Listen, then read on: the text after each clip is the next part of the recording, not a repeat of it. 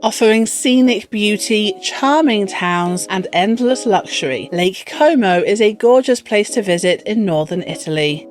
This is Katie from Creative Travel Guide, and today we share the things to know before you go to Lake Como.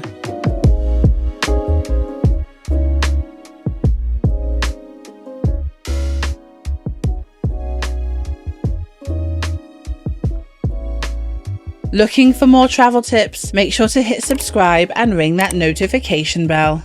So as always, let's begin with the best time to visit. Spring from March to May and summer from June to August are the best times to explore Lake Como. Spring offers mild weather, blooming gardens and fewer crowds, which is the ideal time for those hikes and lakeside strolls. However, the water might be too cold for swimming at this time. Also, some hotels and ferries may have limited schedules earlier in the season. Summer is the perfect time for swimming and boat rides. All ferries are in service. You can expect perfect weather, but this is peak season, so expect higher prices and larger crowds.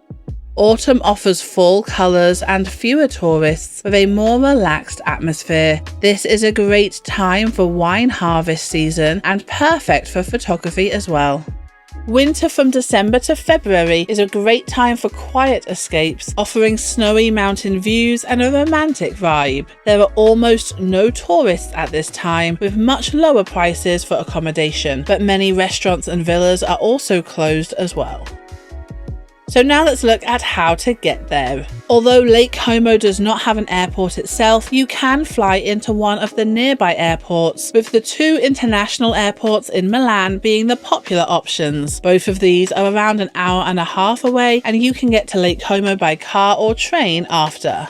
You can head here using the regional trains from Milan, and you don't need to book those regional train tickets in advance, but make sure to validate your ticket before boarding.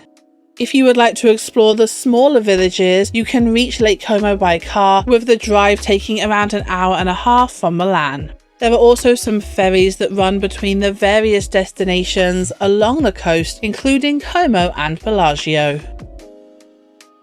So when you are in Lake Como, there are a few ways to get around. Like we mentioned, there are various ferries that you can use to reach the local coastal areas. These are regular, affordable, and connect the towns along the lake. You can also rent a car to get around, which is ideal if you are planning to visit the less touristy villages. However, parking can be tricky in some towns, especially in peak seasons, so look for hotels with parking or park at designated lots outside of the historic centres. When you are in the towns themselves, it is easy enough to walk. In towns like Como and Bellagio, you can also hire a taxi for short trips around the city, and some towns even offer water taxis where you can hire a private boat to take you across the lake or around the area. These are more expensive but can offer a more personalised experience.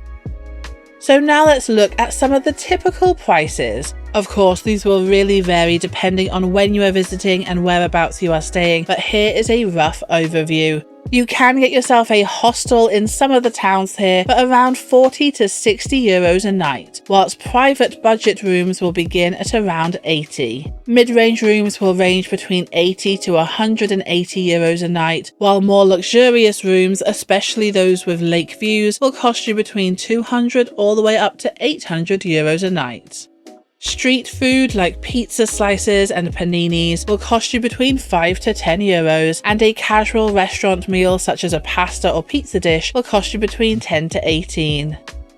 Italy can be an expensive place to explore, but there are ways that you can visit Lake Como without breaking the bank. Firstly, stay in budget accommodations, especially those in the quieter, less touristy towns. Airbnb and Booking.com often offer affordable options like private rooms or shared apartments, especially if you book in advance. Eat like a local by avoiding those touristy restaurants near the lakefront itself, and instead stick to street food or small cafes. Get around using the public ferry system, which is affordable, and day passes are available if you plan to visit a lot of the different towns. Enjoy the free or low-cost attractions like strolling through the charming streets of these picturesque towns, but also checking out the beautiful public parks. Lake Como is known for its charming villages and historical sites, so here are some of the best things to do. Of course, start off in Como, where you can visit Como Cathedral, stroll along the lakeside promenade, and enjoy the lively cafes in the city centre.